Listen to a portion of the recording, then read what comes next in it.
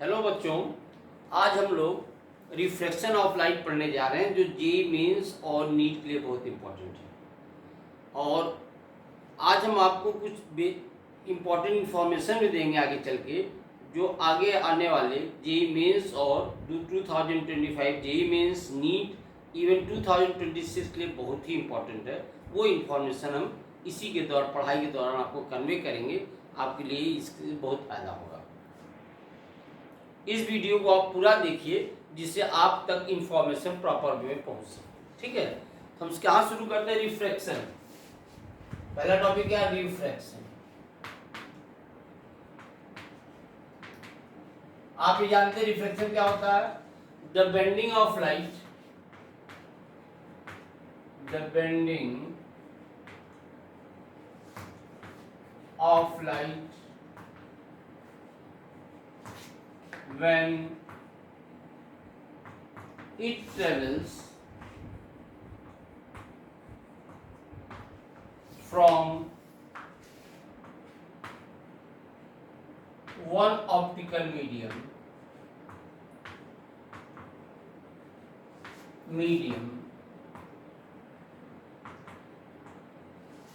to other optical medium, other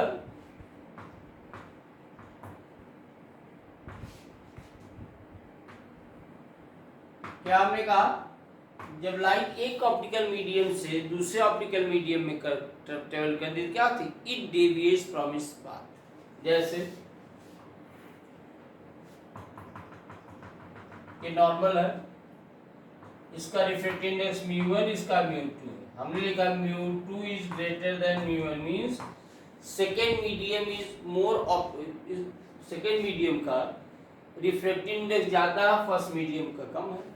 अब मान लीजिए लाइट आ रही है, angle of incidence i, light is travelling from rare medium to denser medium, so it bends toward the normal. उसी तरह मान लीजिए हमने ये कहा ये नॉर्मल है, ये लाइट आ रही है, एंगल ऑफ इंसिडेंस आई है, this is the μ1, this is the μ2। हमने कहा μ1 is greater than μ2 means first medium is optically denser in comparison to second medium, sorry second medium is optically less denser. तो when light travels from denser medium to rare medium it bends away from. होता क्या है? जब भी light एक medium से दूसरे medium में ट्रेवल करती है तो अपने पास से क्या करती है? वो डेविएट कर जाती है, और जो यही डेविएशन, इसी फिनोमेना को क्या बोलते हैं? Refraction of light. समझ आ रहा है? नोट कर लीजिए। आपने क्या, हमने क्या क्या था? Refraction of light. सवाल ये पैदा होता है, why light get deviated from its path. Light जाए सीधा जाना चाहिए, why it is deviating?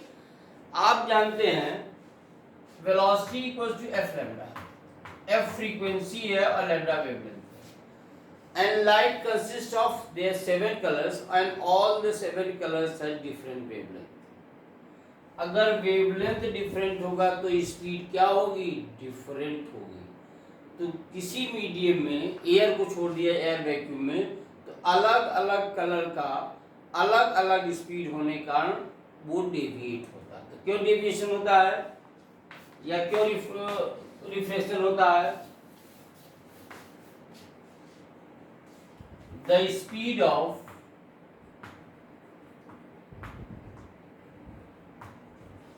light changes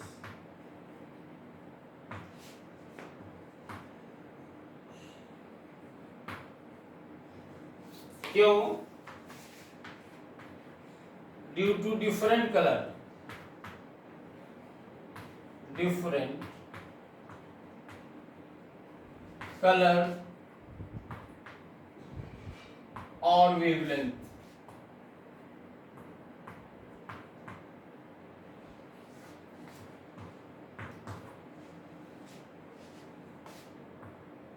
When light travels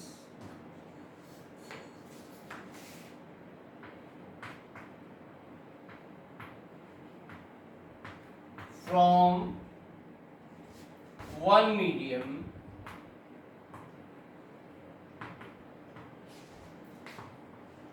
to other। हमने क्या कहा, सभी कलर का वेवलेंथ अलग अलग है, सबका कलर अलग है, तो सबकी स्पीड अलग होगी, इसलिए क्या करता है, it deviates from its path. Laws of reflection क्या है, देयर आर टू लॉज। पहला है द इंसिडेंट रे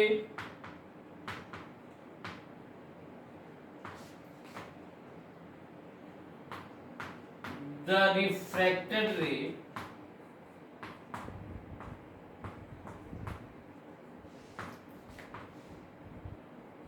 and normal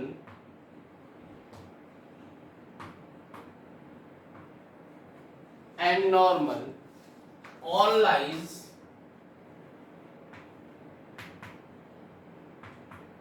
in same plane, in same। क्या हमने कहा, इंसिडेंट रे, जैसे ये देखिए,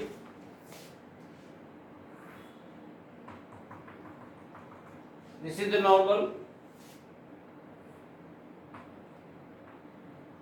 इंसिडेंट रे,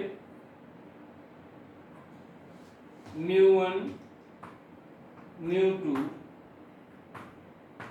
हमने क्या कहा, second medium is optically denser in comparison to first medium, so light is bending toward the normal. ये आर, तो अगर ये एक्स वाई प्लेन है तो incident ray, the reflected ray and normal और are lying in the same plane. अगर हम ये कहें कि सर हमारा ये एक्स एक्सिस है, वाई एक्सिस है, तो ये जो भी फिनोमेना हो रहा है इसमें क्या है, इंसिडेंट रे है, रिफ्रैक्टेड रे है एंड नॉर्मल, सभी किस प्लेन में है, एक्स वाई प्लेन। यही चीज हमने कहा कि the incident ray, the refracted ray and normal all lies in the same plane. दूसरी चीज देखिए,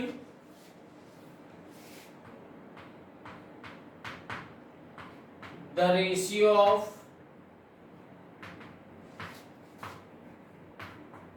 sign of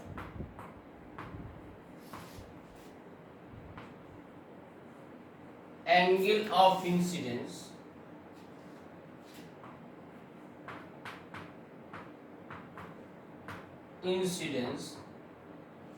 to sine of angle of refraction is constant, that is refractive index of medium। क्या कहते हैं, वो क्या होता है, refractive index of medium। and this law, the second law, is also called Snell's law। क्या इसको कहते हैं,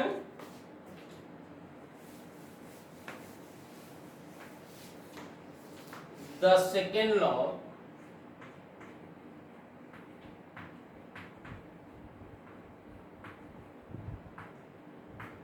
is also called Snell's law।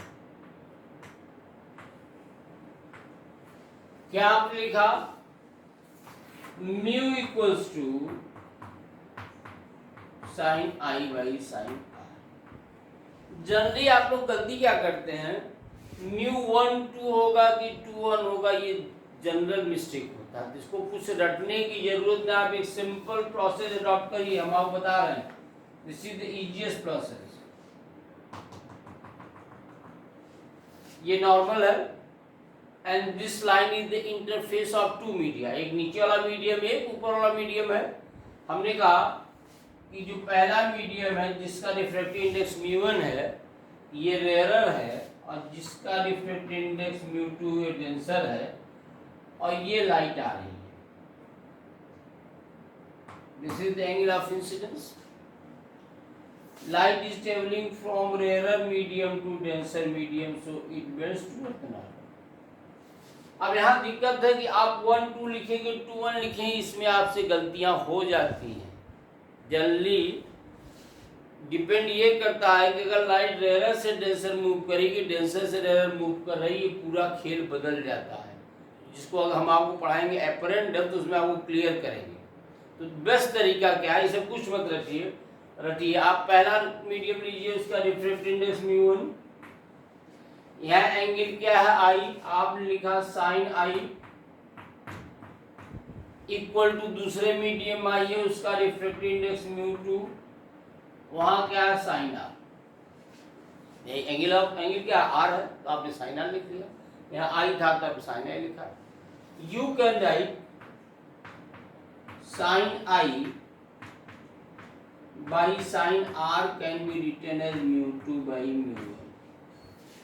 याद रखिए इसको एक साथ रिप्रेजेंट करने का तरीका क्या है, न्यूमरेटर वाले को वैसे ही छोड़ दीजिए और डिनोमिनेटर को ले जाके न्यूमरेटर को खोपड़ी पे चढ़ा दीजिए। यहाँ 1 था ना, 1 को ले जाके म्यू के खोपड़ी पे रख दीजिए। इसका क्या मतलब हुआ, अब जो आप 1 2 कर रहे थे आसान हो गया ना।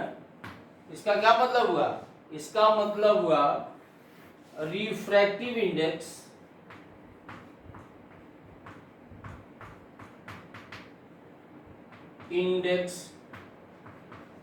Of medium two with respect to 1।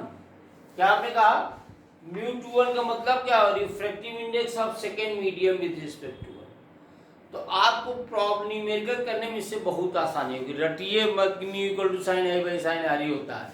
ये तब होता है light is travelling from rare medium to denser medium, otherwise खेला उल्टा हो सकता है। समझ रहे हैं नहीं? जैसे हमने क्या कहा, अगर हम आपको एपरेंट डेप्थ पढ़ाएंगे वहाँ क्या कहेंगे, एक ऑब्जेक्ट रखा हुआ पानी में, उसको हम बाहर से देख रहे हैं, तो due to the refraction it appears to be raised. वहाँ अगर म्यू निकालेंगे तो म्यू आएगा sine r by sine i. तो आप कहेंगे अरे हम तो स्नेल्स लॉ पढ़े थे mu equal to sine I by sine r, यहाँ साइन आर बाई आई हो गया। डिपेंड ये करता है कि लाइट कहाँ से कहाँ जा रही है, उस हिसाब से म्यू को डिसाइड करते हैं। इसलिए हमने क्या कहा, कुछ मत रटिए, लॉज ऑफ रिफ्लेक्शन को फॉलो करिए। आपने कहा refractive index of this medium that is μ1, angle sine of this medium that is sine I, μ1 sine I equal to second medium I, refractive index of second medium μ2 और sine of angle in this medium that is sine R. हो गया क्या, हो गया? And from that you can calculate sine I by sine are equals to μ2 by μ1। हमने क्या कहा, numerator को यूं ही छोड़ दीजिए और डिनोमिनेटर का जो सुपरस्क्रिप्ट सबस्क्रिप्ट है उसको कहाँ ले जाइए, इसका सुपरस्क्रिप्ट बना दीजिए, मतलब उठा के इसको खोपड़ी पर रख दीजिए। आसान रहा नहीं रहा?